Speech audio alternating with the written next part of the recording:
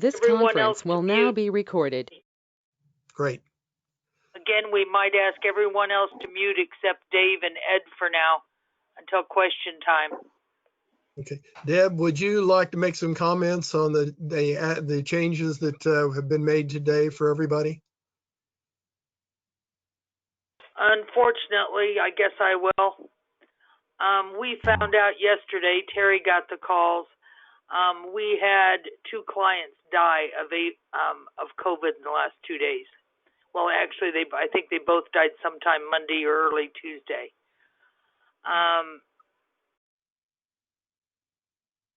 We are not sure how many of our clients have had it. We know of about 5, and a contractor, I believe, are the numbers now. But again, we don't know asymptomatic. One of the things that we deal with in going into people's homes, all of our clients, or most of them, are low income. And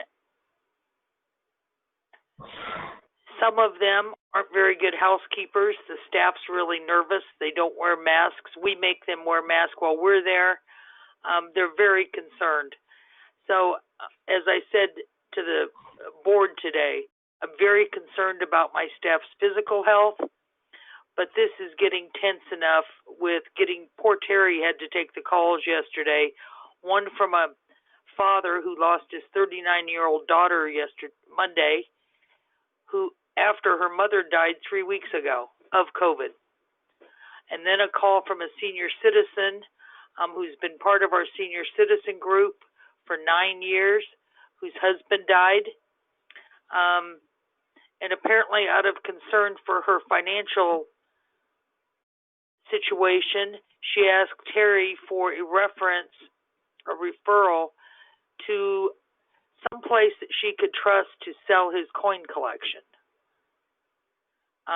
It's just too much. We are going to continue everything that we can continue, but staff is not going into homes anymore at all, or at least until after Thanksgiving.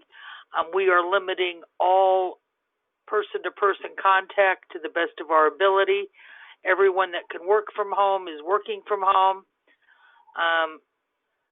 We will continue. The phones will be answered. We'll have someone in the office most, if not all of the time. And we're going to keep the gears rolling the best we can, but we're locking down even more so than we were. So that's where we're at.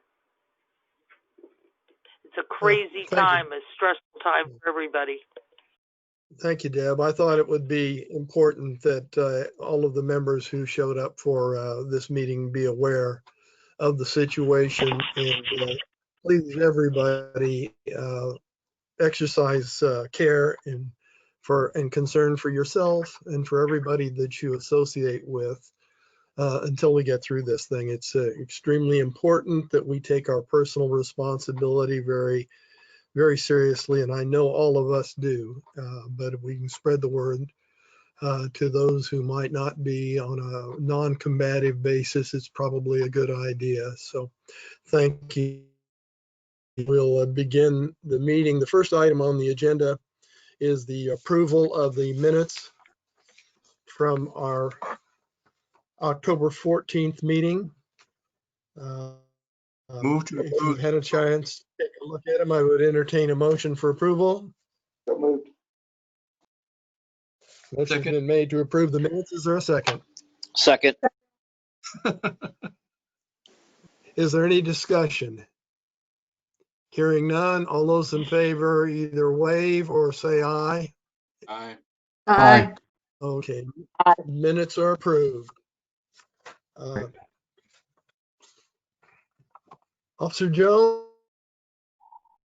Yes, good afternoon, everybody. Rick Jones, evening hours community interaction officer from Shoal Creek. Am I coming through all right, Dave? Okay, all right. Okay, apologize for my attire in advance. I was on special assignment to our property and evidence section, so I just basically came in from for the meeting, and decided to run some stats as well. On the police department, if you're put on special assignment for something, they tell you to dress comfortably. You dress comfortably. So anyway, I'm going to go ahead and just kind of just get on into this a little bit, just out of consideration for everybody's time. Just looking at some stats along the corridor. This month, our main issue we're having theft from autos, and we're seeing it in our shopping areas. Like Antioch Crossing had a couple, but we're also seeing it in our multifamily complexes, and we're passing that information on to our crime-free multi-housing officers. They're the officers that work with our rental property communities, and we're just going to pass that along. I'm also have a call into our property crime sergeant up here as well to see if there's any additional information we need to be pushing out. It's becoming that time of year again. I've already seen a little bit of an uptick with our stolen autos. Again, it's, a nice car is something to ride. It's nice to ride in. However, don't leave those cars unattended when, especially with the winter that we're going into here. I don't really have anything other than that. Those are the two main things that really stuck out to me. Didn't know if anybody had any questions in regards on that front. Thoughts, concerns? Are there any questions for Officer Jones? Officer Jones, this is Marty. Hi, Marty. When you said the thefts from the cars in the multi-housing units, are those the ones strictly along the Vivion or Shoto, or what about the ones that are further back into the neighborhoods? When I looked at these, Marty, pretty much all the I know where you're getting at. You're getting at the apartments down there on off of Wynn Road, right up the back up against the highway. I didn't really see anything. Down there. The apartment communities that I had seen the real high numbers are along our main corridors, along Antioch and along, primarily along Vivion as well. I'm not really sure if it's just because the apartments on Wynn are just kind of out of the way a little bit more. The main thoroughfares kind of offer a little bit more of a easy in and out. I don't know why that is, but those are the ones I'm seeing are basically along the main thoroughfares. I'm also curious about the ones down there at the end of Norton Avenue and 46th Street. Yes, those are the ones I'm talking about, Marty. Okay, all right. Yes. Officer Jones, Any other questions? Yeah. if you can't help on this, maybe Ed can.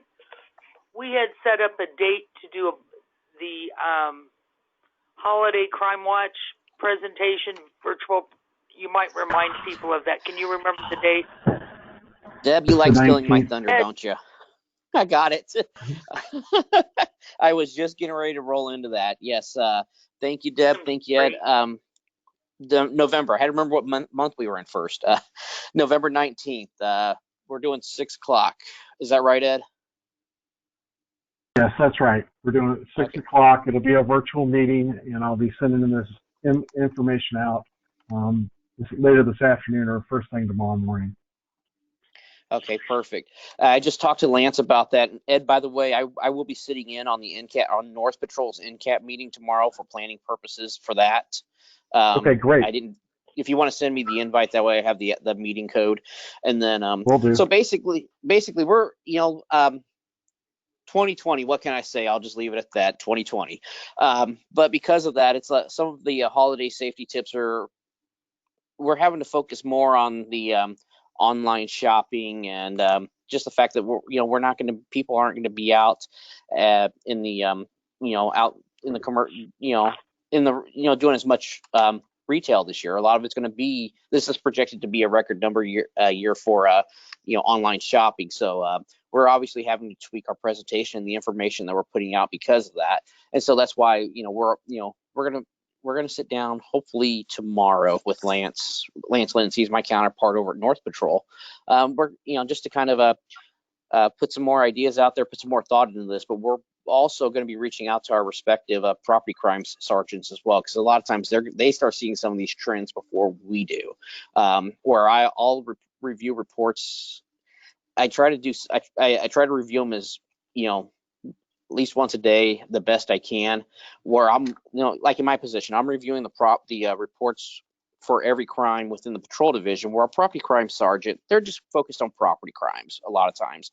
And so as a result, they're going to start to see the patterns. I mean, they're not just looking at the trends within Shoal Creek, or all the property crime sergeants around the city. They all talk to each other. So my point is, they're gonna have a lot of input this year, as far as you know, some of those areas that we haven't had to think about quite as much. So I think it's going to be it's definitely going to be worth your time to dial in. I just said dial in. It's going to be worth your time to get on for that presentation.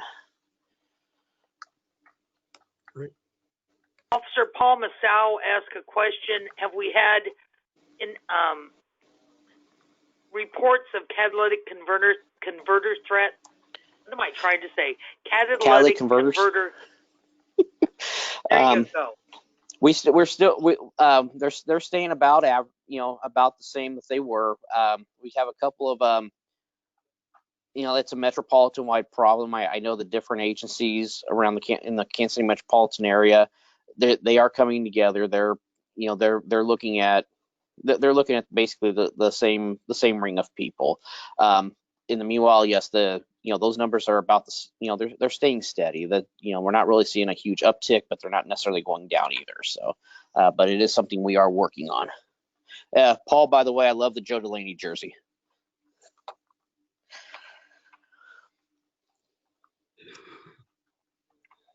Great. All right. Anything else for Officer Jones? Okay. If not, let's move on. Kansas City, Missouri Comprehensive Planning. Morgan, you're up. Hi, everybody. I've got a short presentation. If I could get permission to share my screen, please. Eli, can you help I'll set you up with that. Yeah, I'm getting on that right now. Thank you.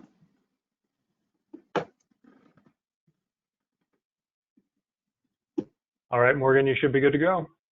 Awesome. Let's see here. I think I got it set up right. Okay, so I believe that I first came to you guys to discuss the comprehensive plan update a few months ago, and I'm just going to give you a quick update on where we're at with that project right now, and let you know where we're going to be headed in the near future. So we are still pretty much in that middle area of listening and preliminary analysis. We're kind of on the tail end of it. The listening part will, of course, proceed throughout the update process, but we're starting to look to 2021 and the goals that we're setting for that and what we're wanting to do. We definitely aren't anywhere close to drafting anything, writing anything. We're nowhere near that. The next phase is going to be a bit more diving into the weeds on some of these major issues that are going to be highlighted in the comprehensive plan. Things like transportation, housing, economic development, all that kind of stuff. And we are still on track to hopefully bring this to council in 2022 for adoption.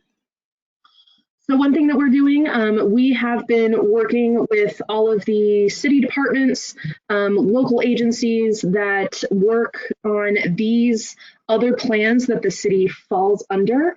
The comprehensive plan, it's going to be kind of an overall summation of the recommendations that are made in each of these individual plans. Some of these individual plans are currently being updated by that department, like the climate protection plan. For those cases, we are working with them to not only share resources, but to also just make sure that whatever we're doing reflects what they're doing and everybody's in sync. And then also what we're doing, a small component of the update process is that we're going to just, take a quick look at our area plans that we also have for those more smaller specific areas. These area plans go into much more detail than a comprehensive plan is able to do since it covers the whole city. We're just taking a look at these, making sure that our processes are working the best they can, that these area plans are servicing the communities that they represent in the best way possible too. So just a quick refresher on the base of which we will build the plan from. We anticipate topics like you see on the left hand of your screen being really important and addressed and discussed in the new comprehensive plan. Of course, that list is likely to change depending on the feedback that we're getting on our public engagement platform, which is our website of playbook.kcmod.gov.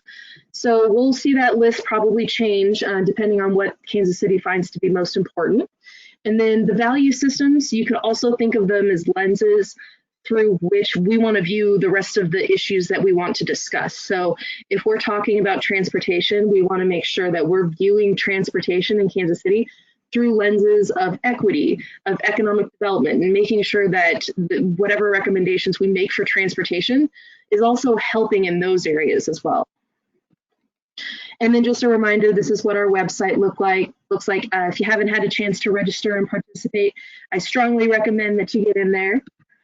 And then just kind of a summary of what our staff has been doing since about March, when we all went under lockdown and we had to convert from a really robust public engagement strategy. We were going to be all over the city, and then we had to turn everything virtual. So what we've done so far, obviously we've launched our engagement platform.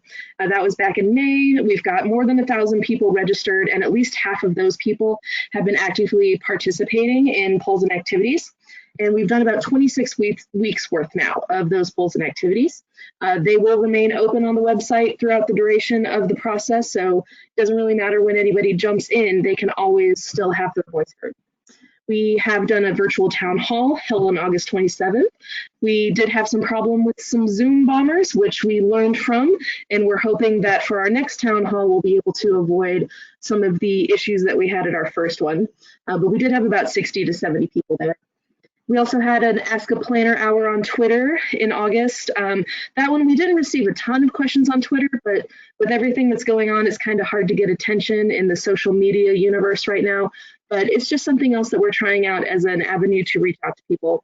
We've also run Facebook ads, Google ads. You may have seen some of them. We also did Instagram/Facebook story with the Kansas City, Missouri, with the whole of the city's general account. And it was just a fun little story based on images and graphics from our data book, talking about some of the stuff they can find at our website and in the data book itself. We've sent thousands of emails letting all of the departments' contacts that we have on file. And then also we've been searching for, neighborhood organizations. We've been getting tips from people about important groups that we need to be talking to. So we've done a couple rounds of these big email pushes. We've also got clips running on Channel 2 in the weekly report. And we've also been reaching out to some local celebrities, hopefully some sports celebrities, some other influential people in the community that can help us to spread the word too. And then our non-digital outreach, it's a bit of a shorter list than our digital outreach, but we have still been trying to make sure that we are doing as much in the non-digital realm as we're doing in the digital realm, because not everybody is online, obviously. So neighborhood and group presentations, we've done 60 virtual. There's been a couple in person, but right now our staff is really just trying to stay virtual with everything. But over 1,000 people have attended those. We are going to be putting adverts in water bills in November, and those are going to be going out to about 175,000 people. And our staff has also visited over 100 locations around the city to ask if we could put up posters or leave flyers. And we've been trying to hit the places that people are still going to, like grocery stores, pharmacies, things like that. We've had some billboards up around the city. We've got some bus ads that are going to be on the KC buses that is coming soon. Our director, Jeff Williams, has done a couple of radio interviews, We're working on some fun kind of walking tour activities for families and people to do, but we'll wait until the spring, until the weather's nice again for that one. And then, of course, the biggest change to our process is that we have a public engagement contractor who's going to be coming online soon. And we will review what we've done so far with them. And then that way our team and their team can come together and create an updated and hopefully a bit more outreach centered engagement process. We need to reach out to a lot of zip codes that are typically hard to reach with processes like this, but we're trying to come up with new ways to try to get people's attention and get them engaged with the process. So we still have a lot of work to do. We're definitely missing some people in the northeast region of the city. We're definitely missing some people down south, and I hate to say it, but we are missing some people up north too as well. So anything you can do to help us to spread the word and get the Northlanders involved, I would appreciate so much. So like I said, if you haven't signed up, please sign up. Let us know what you think. And if you can let your friends and family and coworkers and anybody else you see walking down the street know, this is an important process and we need everybody to participate. And then there's our contact information again, in case anybody needs it. And I'm happy to answer any questions about where we are on this project right now.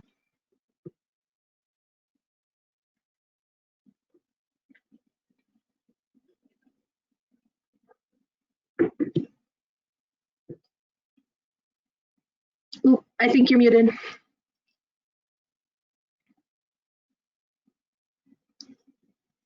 Yeah, Morgan, I think you answered the question I was going to have about the participation of first and second districts, and if there's anything we can do to reach out to our neighborhood associations, I think we should probably do that to encourage their participation. I see that you mentioned that you're having difficulty in the Northeast and other areas of the city. So I think it's extremely important that we assist you in any way we can to see that we get as much participation as possible to make this plan fair and equitable throughout the city. I completely agree. We know that there's so much going on in the election. It seems to still be going on, and you know, COVID is coming back for a second, third round, and there is a lot going on, but this is a really important process that's going to affect the way the city functions for the next 20 years. And we want to get as many people involved as possible. Like I mentioned, the time sensitivity is not a huge issue because we are very much still in preliminary phases of getting the word out. Next year, we're going to be looking at work groups, specific topic focused town halls, things like that, so to really get into the weeds on these issues and start to put together what the city wants to see, what goals the city wants to set, the recommendations on how to get there. All of that more detailed work we're expecting to happen next spring, summer, and fall. So people can join in anytime, but our numbers are lower in the northern part of the city as well as down south. The core of the city, we're seeing a lot of participation from them, but that's typically populations that we do get a lot of feedback from in these processes. And right now we're trying to get creative in reaching out to the ones that are a little bit harder for us to reach.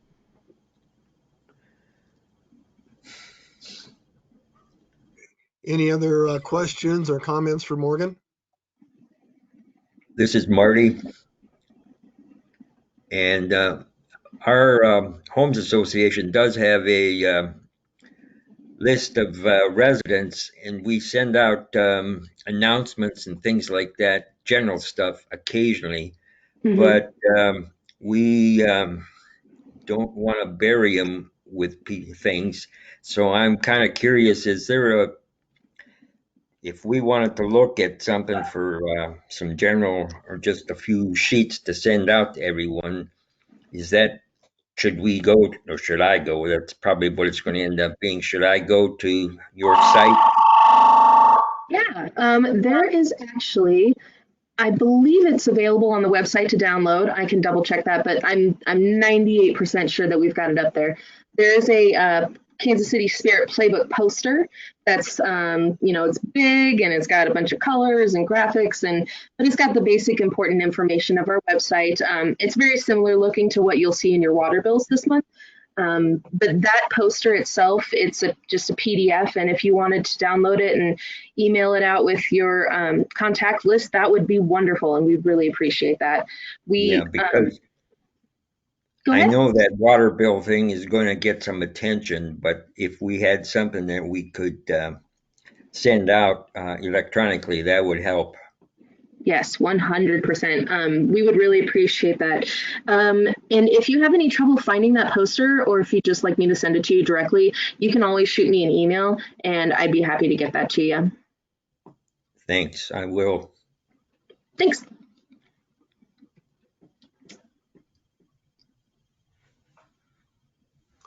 Okay, anything else, Morgan?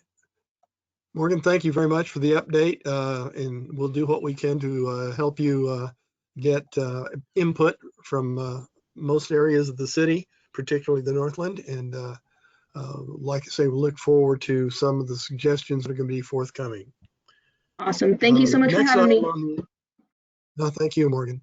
Next item on the agenda, Mark Fisher with MoDOT. Yes, hello, everybody. Just wanted to say Welcome, hi. Mark.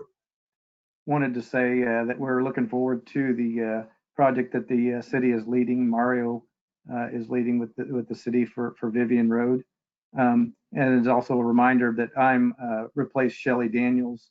And unfortunately, I haven't been able to meet with you all personally, but I look forward to hopefully that happening someday. But MoDOT is 50% participant in the cost share program for this project. And just wanted to say hi and that we're full support of this project.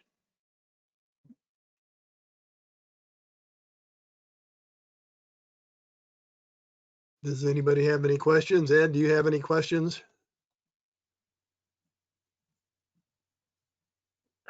Mark, I guess one question I wanted to ask, and you and I have talked on the phone about, is I think it'd be good to at least talk about, I know that you guys are pretty excited about the work we're going to do and that we're matching funds to get this work done, but I guess one of my questions is around the safety of the intersections. We've heard from KCMO staff that you all were pretty excited about seeing some additional turn radiuses at the intersections, and but I wanted to see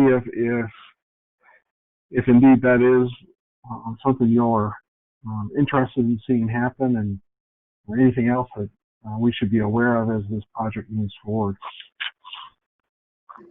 I'm not real familiar with the exact radiuses and things, but anytime we make improvements on those are usually necessary and warranted. So that's obviously a great improvement. And yeah, and if you guys have any particular questions about any particular ones, I'd be happy to dig into it a little bit deeper and see if there's any other issues or anything else we can provide.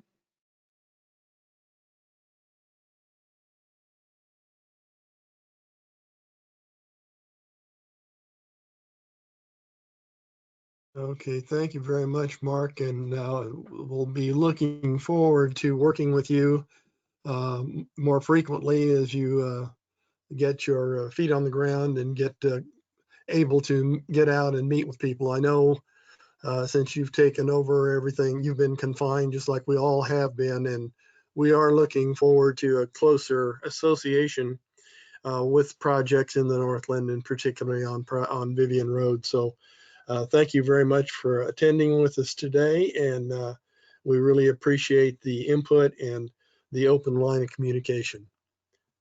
I thank you as well. And I have another commitment right after this. So if there's any other questions or any other MoDOT business, I'd appreciate it now. I'm going to have to unfortunately sign off here shortly after this.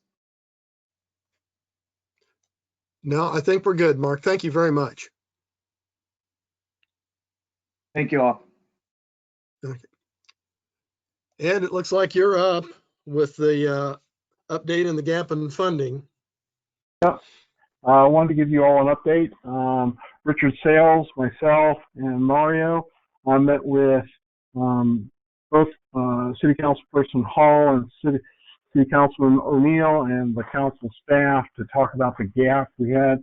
Mario reported at our last meeting we have about a $745,000 gap, and in meeting with our council, they've agreed to commit to those funds over the next 2 years. So we're pretty excited about that. Right at this moment, I believe Mario is working up an ordinance. We had hoped to do it just in a commitment letter, but the attorneys at the City Hall said they needed it in an ordinance. So Mario's working that up for it to be read and approved at the next City Council meeting. So that should put us in really good shape going forward. So funding's in place now. It's just getting down to getting the bids put together and selecting and moving forward. Again, based on our timeline, we're looking at 2022, 2023 to get started. So I think we're in good shape from that perspective. Richard, do you have anything else you want to share about that meeting? No, I'm good, Ed. Okay. Did I capture everything we talked about? I think so, yeah, we're getting ready to go. Well, I think it was about the shortest meeting I've ever had with City Council. They both were, yep, we'll do it, and we're in. And they were awfully proud of the work that this committee has done. So just understand how important it is that we all get together. I don't think we would have gotten that commitment if it hadn't been for all of your work over the last, was it 5 or 6 years to get this done. So please understand, it means a whole lot coming to these meetings on a monthly basis and supporting what we're doing and giving input. Let me just say it was a pleasure to go and talk with them about it. They certainly know that the committee and the community are behind it, and so just wanted to say kudos to everybody on the call and those that couldn't make it that have been a part of it. Really kudos to everybody. So just thought I'd share.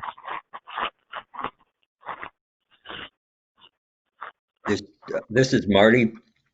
This doesn't have to do with the, well, I don't think with the subject exactly that you're talking about, Ed, but I've gotten hit with a number of questions over the last 3-4 weeks about the corner at Shoto and Antioch, about buildings there on the northeast corner, the old Chinese restaurant and etc. I keep getting hit with how come nothing's getting done with them. I don't have a good answer. Is there anybody else? This is Paul. That's my neighborhood. And I'm in pretty regular communication with that commercial strip owner. He has entertained quite a number of business proposals for that particular corner, but they really didn't seem stable. Like folks that want to launch restaurants and that type of thing that don't have the capital to stand behind it. He had one serious conversation about a national business that he would build for. He'd tear that building down and build for it, but it hasn't gone anywhere. So basically he's paying the insurance and he's paying the taxes, and it's dormant. Unfortunately, there's no promising activity at this time. Sorry, I don't have more, Marty. Yeah. Thanks. Yep. Thank you, Paul, for that input. That does raise a question. Has there been any other development along the corridor since the last meeting in the Foxwoods area or Country Club or any of that? Is it still pretty much static, or are we seeing any ideas, particularly of the Kmart area and anything like that?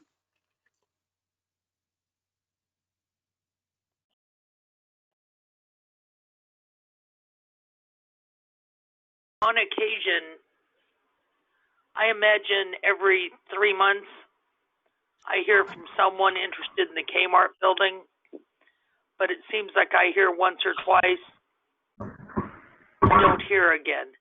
I don't know if Dave Slater is still on the Paul, he's been looking at it too. I don't know if he'd like to address his thoughts about the Kmart site.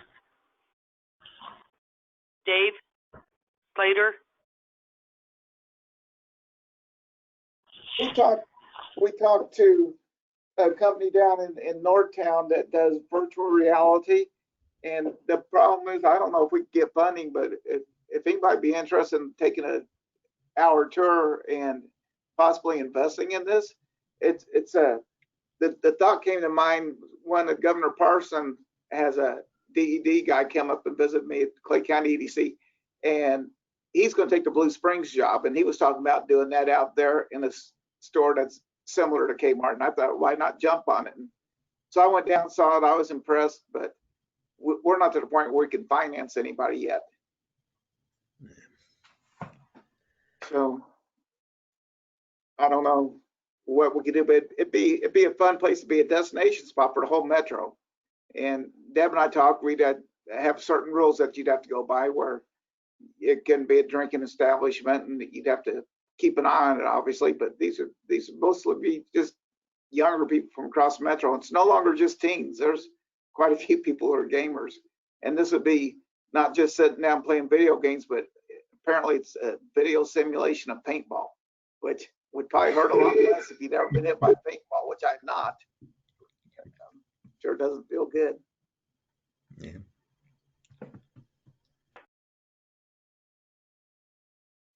Dave, is there any other interesting activity going on in development in Clay County that we'd be interested in? We're, like I say, we're primarily interested in Vivion Road, but if there's anything else of significance that's coming on that would have an effect on the residents that we service, we'd sure like to be updated. We have our virtual career fair a week from Wednesday. We do it through NEBA, Northland Education and Business Alliance. It's a joint effort with the educators up north and Platte County EDC. And we have 24 lines of business and 50 speakers coming. And it'll all be virtual. And Governor Parson got wind of what we're doing, and he wants to do the introduction. So he's taping an introduction for each unit next week. And I don't know if you guys know Brett Kisker in charge of CAP, so Brett's going to work on the narrative to it, along with Brian Noller, who runs a Northland Career Center up in Platte City. So that's pretty good. We had a meeting last night too on what we call our 587 project. We talked to 3 engineering firms, and I'm not at liberty to tell you who won, but we've got a firm and we'll be announcing it pretty soon. But it's I'm excited about it. There's just so much at that intersection of 152 and 435 that we've just left untapped, and I get having to fill in down below, but we can't let an intersection like this go. And hopefully you're seeing our efforts across the county, not just north, not just south, but throughout the whole place. Also, it's my understanding that we're still right at the very top on building permits in Clay County. We get that information too, and I could look it up, but let me turn around and go blank for a while, but I can give that towards the end of the meeting. But we had more building permits in Clay County than the rest of the Kansas City Metro together, as far as Kansas City is concerned. And that's not counting Liberty or Gladstone or any of the cities up north, Kearney, Smithville, Excelsior. It was really impressive. And we got to find jobs for these folks so they don't have to go south of the river, right? Right. So, let me go find that information, and I'll get back to you later. Well, before you do that, I heard that the announcement by Ford Motor. What kind of effect is that going to have on jobs? $100 million investment. It's going to only bring about another 350 jobs, but those are quality jobs. Those folks will be making $75,000, $80,000 a year, and that's really good for the economy. If you notice, Liberty's got those spec buildings going up right off I-35 and Liberty Drive on that new South Liberty Parkway. And hopefully that's just a start of something that's going to snowball. But those are all spec buildings, but they wouldn't be building them if they didn't have people in mind. So it's exciting. It really is.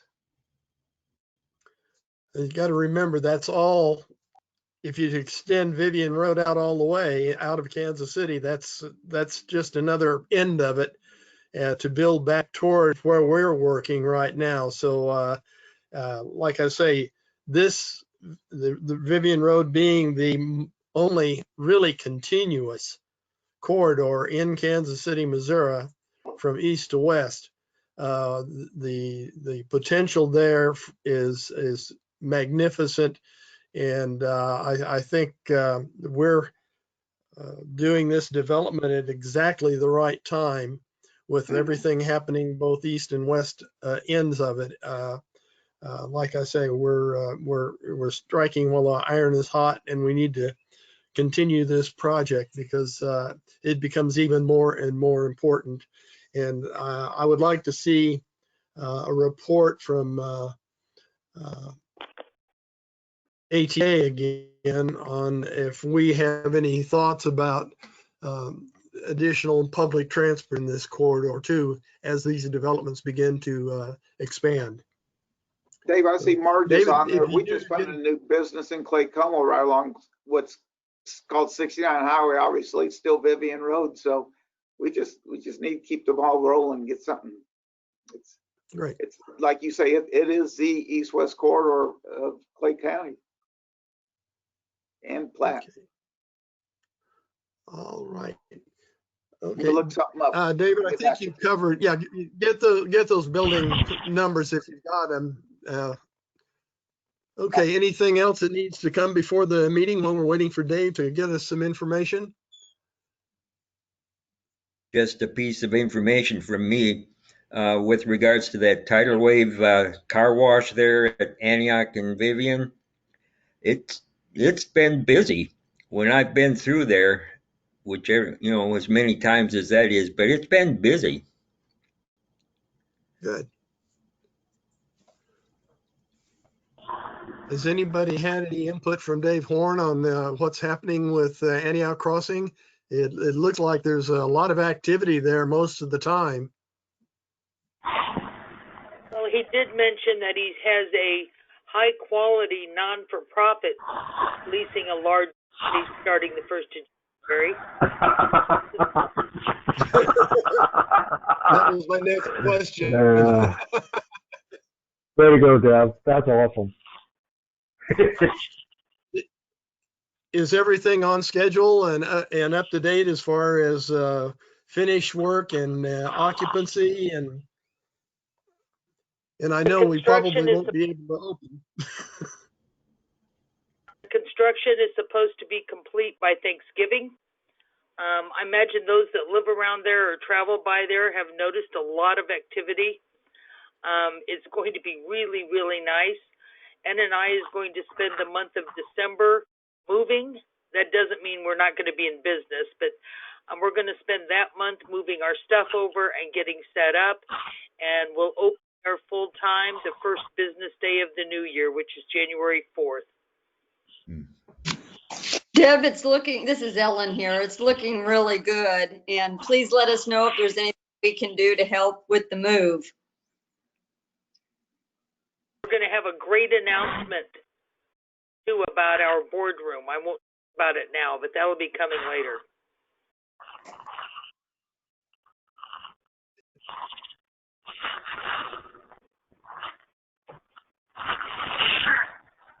I can give you as much help as I can. I've done it a few times.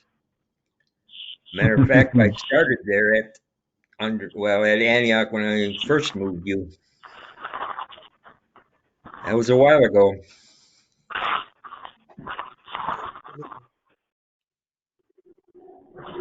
We'll be hiring a company to move the big stuff, the furniture. So we're just going to ask their things on their desk and in their desk drawers and boxes and move it ourselves. But we need to get our computers set up, and it's a whole new internet system, phone system. It'll all fall together. Okay. During COVID and considering everything else, when we moved from Vivion and Shoto to where we are now, we did it from one day to the next. Yeah. I am never doing that again.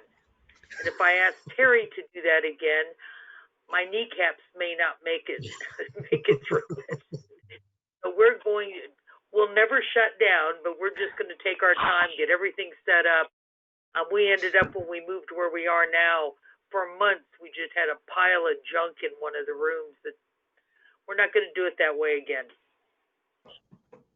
And we've got the time. We're going to use it. Yeah.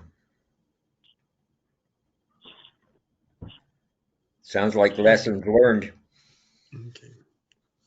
David, are you back? I never left, but I'm not finding the email either. So Okay. but Well, it's not a problem. I think the input that you gave us and just general that that the Clay County area and Kansas City and is just leading the metropolitan area in new housing permits and everything is a sign that we're doing all right in the economy as far as the construction and everything is.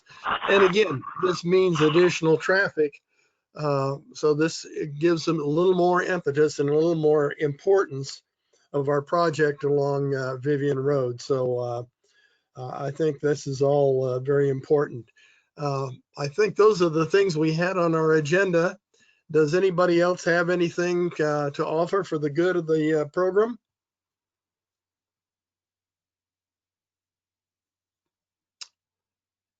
Hearing none, I would entertain a motion to adjourn. Don't move. Second. We've got a motion to adjourn and a second. Thank you all very much for attending. As usual, this is a difficult time to have a productive meeting, but I think we have. We've gotten some additional good information, and thank you all for participating, and see you all again next month. Thank you. bye. Good afternoon. Bye-bye. Bye. Hi, thank